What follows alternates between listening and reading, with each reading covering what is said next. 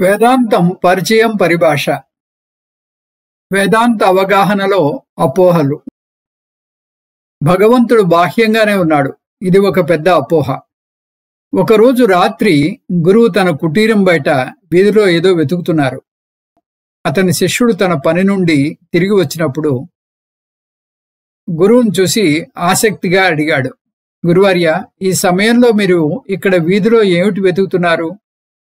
గురువు ఇలా చెప్పారు, నా సూదిని పోగొట్టుకున్నాను, దానికోసం వెతుకుతున్నాను.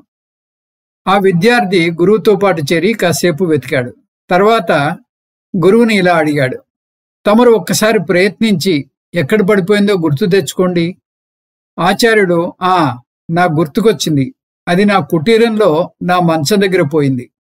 గురువు చెప్పిన విచిత్రమైన సమాధానానికి పూర్తిగా ఆశ్చర్యపోయిన విద్యార్థి, ఆచార్య, మీరు దాన్ని కుటీరం లోపల పోగొట్టుకున్నారని మీరే అంటున్నారు కదా, అలాంటప్పుడు మనం దానికోసం బయట ఎందుకు వెతుకుతున్నాం అన్నాడు.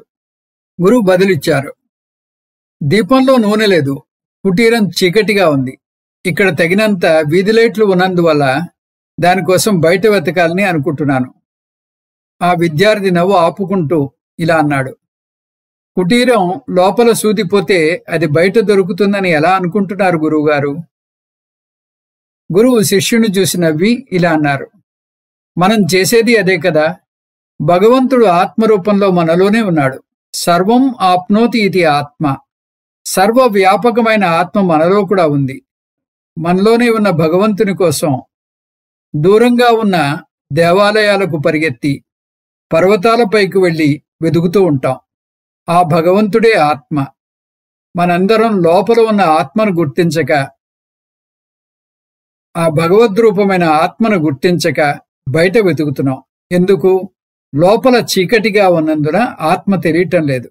లోపల ఉన్న చీకటినే అజ్ఞానాన్ని తొలగించడానికి అంతర్ముఖం కావాలి.